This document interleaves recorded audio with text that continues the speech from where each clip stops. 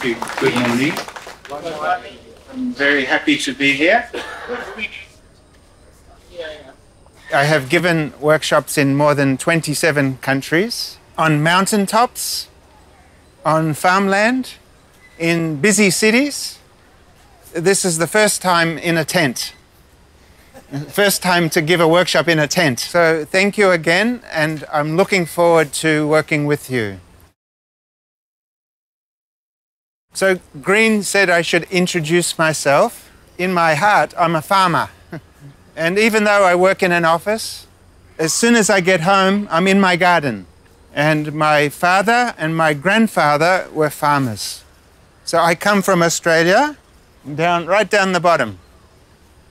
I'm a grandpa. I have 7 grandchildren. 4 children, 7 grandchildren. I grew up in a very beautiful part of Australia. And you can see on the mountains there was still forest. We used to go swimming and fishing in the river, and there were still wild animals in the bush. I loved the place where I grew up. But as a child, there were some things that made me very angry. People were cutting down the forest, and the wild animals were disappearing. The river was turning muddy, and there were many environmental problems. The other thing, as a boy, I would read the news. I would watch the TV news. And while we had everything that we needed in Australia, there were children, innocent children growing up in other countries who were hungry. And again, this made me very angry. It's not fair. It's not just. So I said a prayer. The only thing I could do, I said a prayer. I said, "Dear God, please use me somehow, somewhere, to make a difference." And for my whole life, even now as an adult, I try to be true to that prayer. I studied agriculture, I got married, and we moved to Africa. I arrived in Niger, and the land had been destroyed. This had been a forest. By the time we arrived, all the trees were cut. And because of that, people were suffering. This photo is not Sahara Desert. This is farmland. And can you see the shoulders of my friend? He's drooping. He's very sad. 3 years in a row, there had been drought, and his crop had failed. When we cut the trees, we lose the farmer's friends. The birds, the spider, the lizard. So when I arrived, there was more drought. You can see the soil has lost its fertility. This is a dust storm. And sometimes the wind would bury the crop, and the dust would bring many illnesses. And you can see even physically it was difficult. Even the sand was coming into the houses. And you can see here the wind is burying the crop, and even the trees. And so I was a young man. I came to solve the problem. I thought, this is easy.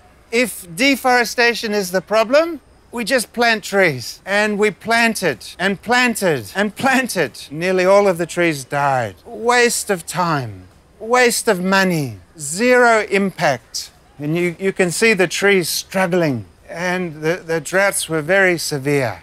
You can see the dead cows, the very skinny cows. Because there were no trees, there were no insect-eating birds. I was getting very discouraged. You can see the grain silo is empty. And so people were often very hungry, and the women walking so far to get food. And some years people died, particularly children. Most years the men left, looking for work, looking for food, and many villages were abandoned. And as a young man, I was getting very discouraged. And I thought, maybe I made a mistake. This is too hard. I'm just going to give up and go home. But in my heart, I couldn't give up. And I remembered that prayer as a child. Use me somehow, somewhere to make a difference. And I know God doesn't make mistakes. And one day I was delivering young trees to the villages. You can see the trees in the vehicle. And I was very discouraged because I knew most of those trees would die. But I felt God had put me there. God had called me there. And so I said a prayer. I said, God, please forgive us. Forgive us for destroying the gift of your creation. Because of that destruction, people are poor, they're hungry, they're frightened. But you still love us, we're your children. Show us what to do. Open our eyes. Help us. And that was the turning point. And on this day, this useless-looking weed, this bush, caught my attention. And I walked a little bit closer and took a better look. And immediately, everything changed, because I could recognize the shape of the leaf. This isn't a weed. This is not a useless bush. This is a tree. And they have cut the tree down, but it's trying to grow back into a tree. And if you look in this landscape, there are millions of trees just like this one. For 3 years, I had been driving on this road. My eyes were open, but I was blind. I did not see what was there all the time. It was already there. There's what I call an underground forest, and it's waiting for you to open your eyes and to allow it to regrow. Past decades, that would have been a forest.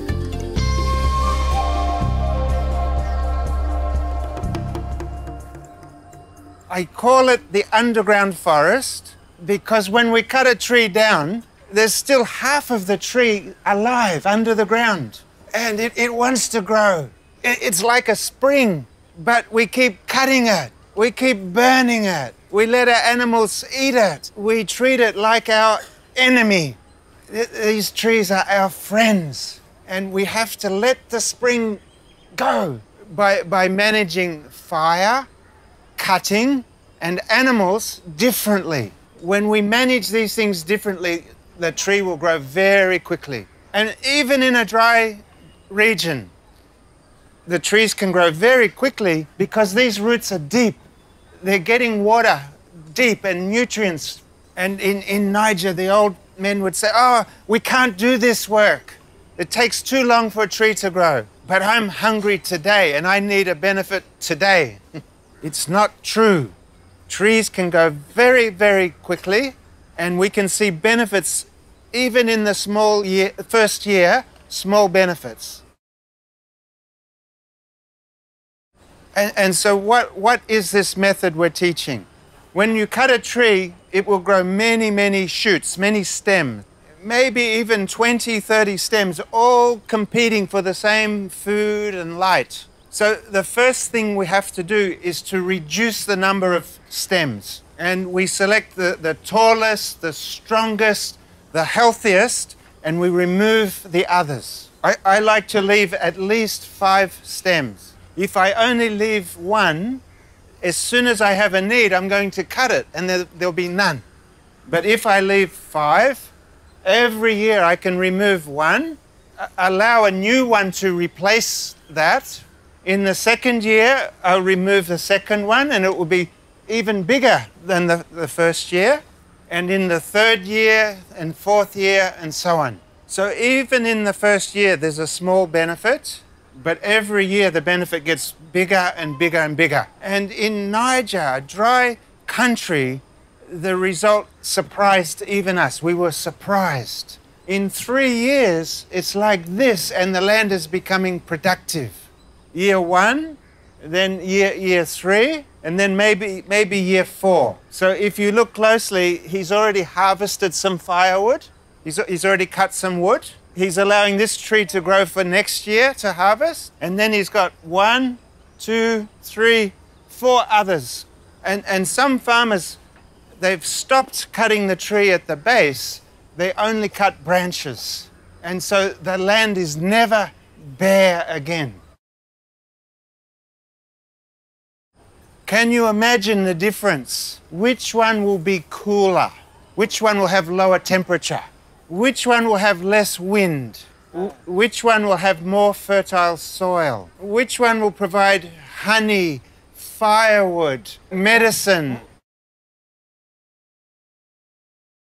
In some places, when we cut the forest down, we get dense scrublands, dense bushland.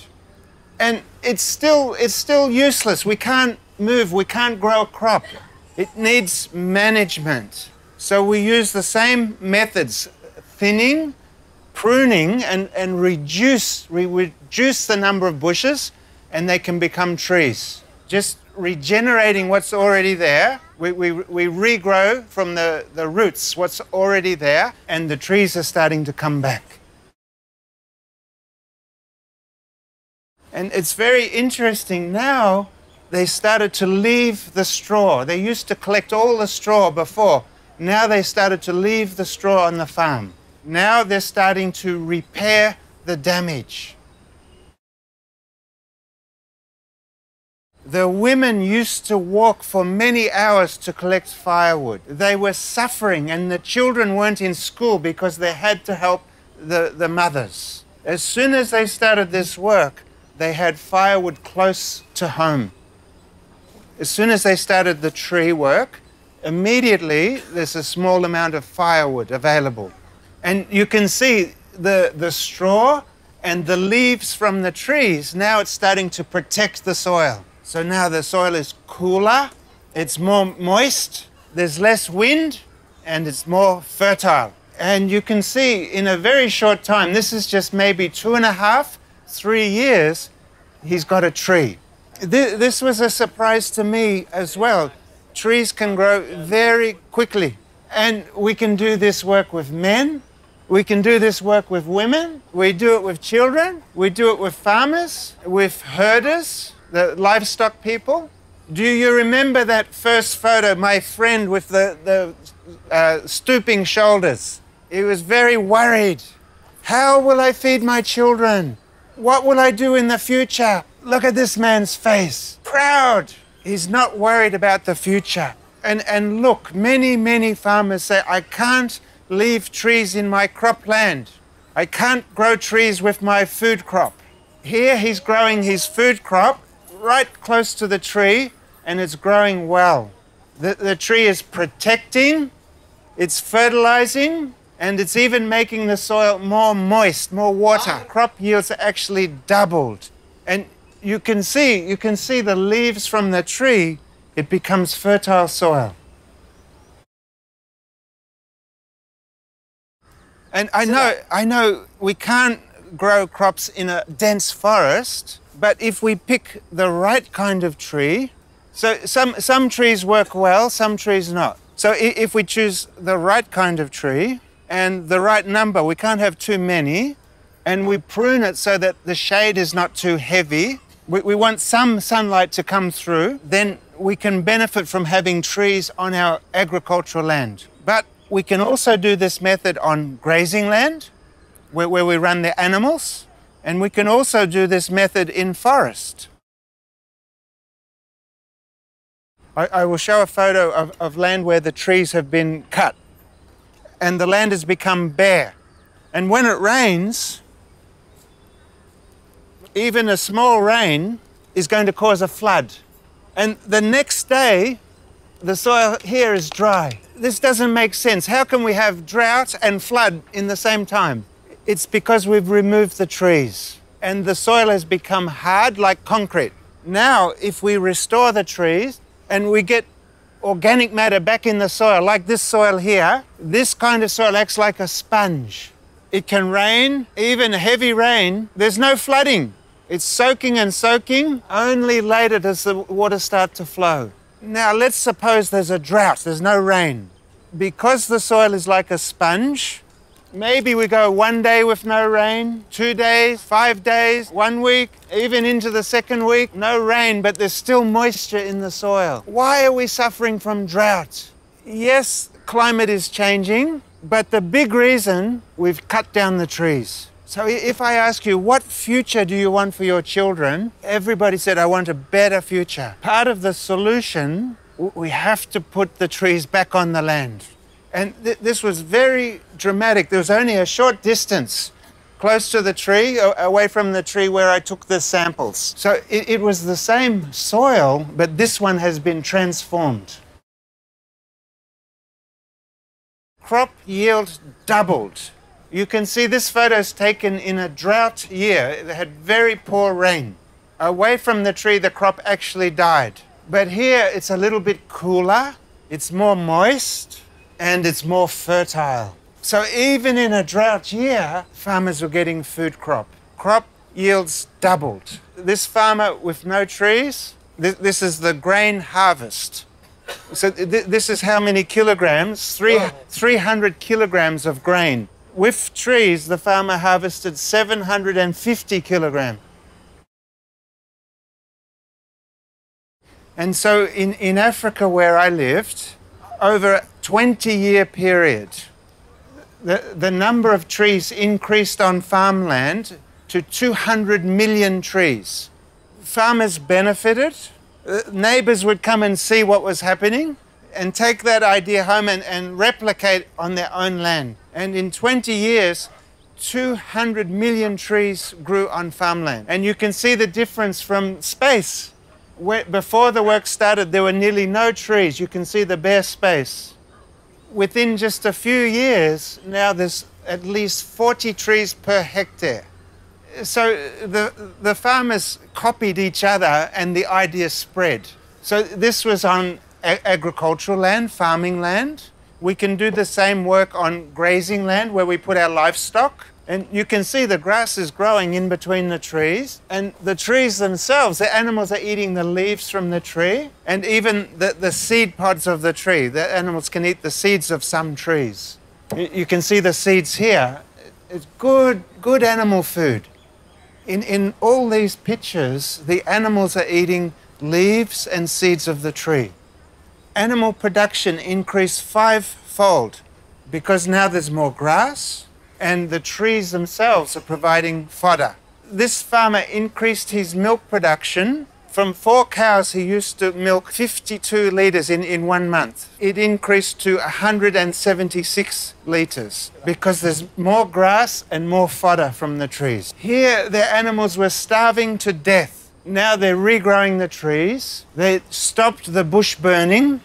Look at the grass. They now have the best animals in the district. This photo was taken in the dry season, but the grass is still green. Temperature is cooler, more moisture in the soil, more fertile soil. And the farmers even have a surplus. They're selling hay on the market. This man used to burn his land every year.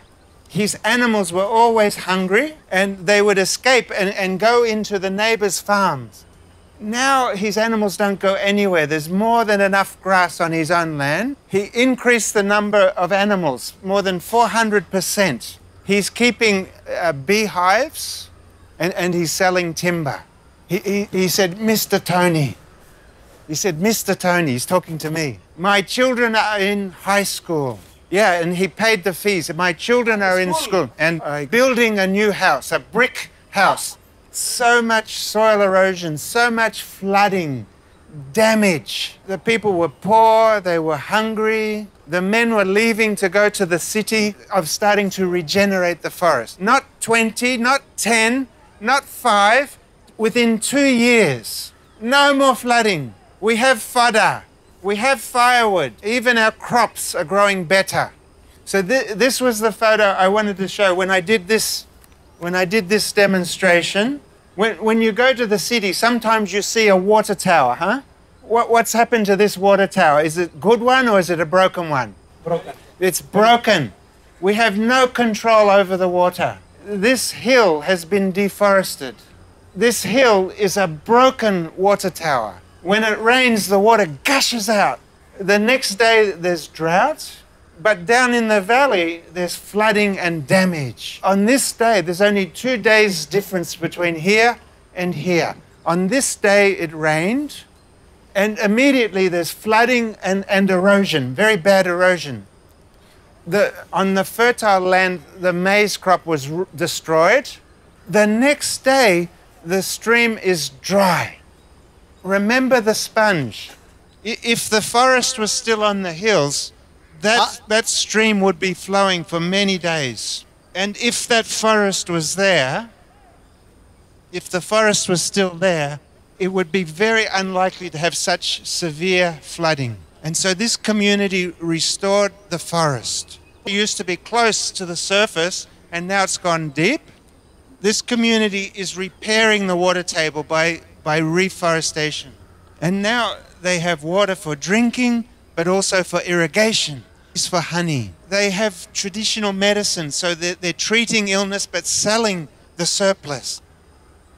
So this old chief, this is the one I said in Ghana, if it gets worse, we'll leave our land and go to the city. It was this old chief. Then in 2 years, they had fodder, they had fuel wood, they had better farmland. And this is what he said, this gift of FMNR, the method I'm teaching, this gift of FMNR, this gift is from the Almighty God, and therefore anywhere you visit, anywhere you bring it, you bring life and joy. So that's my wish for you, life and joy.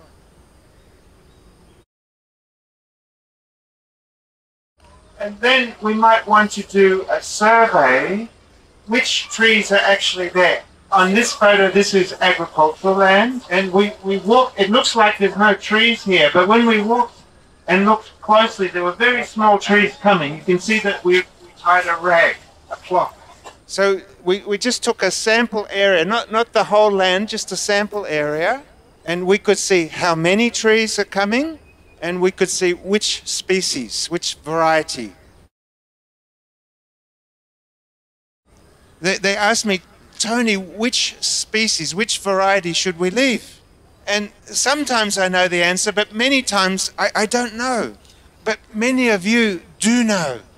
You know which tree is a good fertilizer tree. So it's very important when I come to a new area like this, I have to ask you, which tree is useful for you? Many, many times, of course, the local people know the answer. They know which tree is suitable. But sometimes they don't. And they say, Tony, you tell us the answer. I often don't know the answer, but we can learn together. This method is called farmer managed. Farmer managed. Farmer managed regeneration. It's not called Tony managed natural regeneration. So I can't come like the teacher and say, you got it wrong. I can't do that because it's farmer managed. And if we experiment, if we don't know the answer, we can experiment. And the best experiment is when we share knowledge and work together as a group. And we can make a list of the trees. And what's the use of this tree? Maybe it's a fruit tree. Maybe it's a fertilizer tree. Maybe it's fodder tree. And then we can write our observation. So what we see in the field, maybe we see this tree is not doing well with the crops. It's causing the crops to not grow well. So this is our observation. So we're just writing what we see. This is very powerful. When you do this, you become the expert. You become the professor. So a few small tips. Number one, be careful. Sometimes there's snakes in the tree, or bees, or spiders. Sometimes there's things that could hurt us. Also, we're working with very sharp tools, so be careful with the tools. We want to cut the tree, not our fingers. What kind of tools will we use? Just right. So this is ideal. This is what we like to do. In practice, it's very difficult to get it just right. So we try to do this. If we can't do it perfect, we continue anyway. And I'm not sure if you can see, this lady's got a stick. It's like a crooked stick. She's holding a stick. So she's got the stick behind the tree. It holds the tree steady while she cuts the tree. So it's just to hold the tree steady. Then she can be more accurate with the cut. Oh, okay. It holds the tree still. Okay. You can see better here the different photos. She's just using this stick to hold it steady. So when we cut upwards. We cut in this direction. It will damage the tree. So we always try to cut up. Sometimes you can't. Sometimes the branch is too low, but this is ideal. This is what we try to do. After 1 or 2 months, the tree's going to try and regrow where we don't want it to grow. So it's growing, but all the shoots are coming back as well. The tree's growing, but also all these extras have come back. So maybe after 2 months, 3 months, we come back and we take the ones we don't want again. You already removed it once. It's going Again to, it is coming. Yeah, so you should go back in 2 months' time and remove it a second time. Yeah. Many farmers take too many branches off. They're worried if they leave all the branches on, there'll be too much shade affecting my food crop. But if we take too many off, it's like choking the tree. The tree breathes through the leaves. If we remove the leaves, it can't breathe. And you can see what happens when you take too much off. Maybe the cows and the goats, maybe the wind will break that tree. It's too weak. So here the farmer's left many stems, so it's much harder for animals to break this one. And here he's left the side branches so that, again, it's stronger and it can breathe. The plant is stronger because he's left the leaves, and it can breathe, it can grow. And you can see, even though the cow's eating the tree, because it's got many branches, it's very hard for the cow to do a lot of damage. In many communities, they like to put a marker on the tree, a ribbon or some red paint. It's telling the whole community, I've deliberately protected this tree, please don't touch. So we can use ribbon or we can use paint. There's a problem though. Because I've tied the ribbon around the stem, when the stem grows, it'll get too tight. So we don't put the ribbon on the main stem, we put it on the small branch. I always get asked, how many trees would I leave? When we started in Niger, farmers were leaving less than 4 trees per hectare. Very small number of trees. They were very worried. They thought even 4 trees was too many. And then we challenged them, why don't you leave 20? They benefited. With 20, the crop yield increased and they had firewood, so they benefited with 20. Then we said, if 20 is good, why not try 40? They tried 40 and the crop yield increased even more. Today, I can take you to farmers who even have 100 trees on their crop land. So what I want to recommend is to start with a small number on your agricultural land. Start with a small number. Maybe 1 tree every 10 meters or every 20 meters, 1 tree. And then if that works, then next year try putting more trees. And if you find crop yield is going down, then you can always reduce the number of trees. The number of trees we leave on cropland, on grazing land, on forest land will be different. Crops need more sunlight. Grass is more tolerant. We can have more trees with grassland. And in a forest, we can have it very dense. We have many trees in a forest. So the question is actually very difficult for me to answer, how many trees? But a good rule is start small and increase. Remember, it's farmer managed or community managed. It has to meet your objectives for that land. And the answer will depend. Do you want more grain or more fodder or more firewood or more timber? The answer will depend on your objective for that land. So some trees have very deep roots and the crops can grow very close to the tree because the tree is getting moisture from deep. Some trees have very shallow roots and when the crop tries to grow, this one's stealing the water. It's taking the water and the crop is suffering.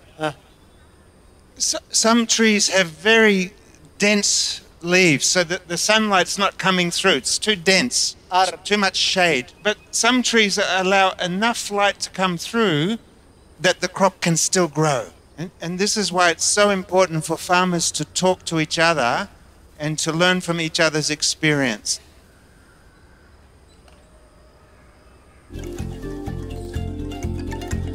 Every 2 months, we do the pruning. This one is now about 3 years old now. te wo nze ba su wa phala o abun fol so o tengla ma hogla o yin yin ma te nga ko ndona ene ka ma hobe te la tentam la tenha mu sai suna da an ce zamanin sa'an nan mun yi zama da wani lasara wanda ya yaki da hamada wannan lasara sai muna ce masa ana ce mai tuni to da wannan lasara ya zo ya ce shi zai yaki da hamada in mun kama mai sai muna mamaki ya za a yi kokowa da hamada ba mu da ice kuma ga iska ya zo sai ya ce sha ma Allah da dabarun da za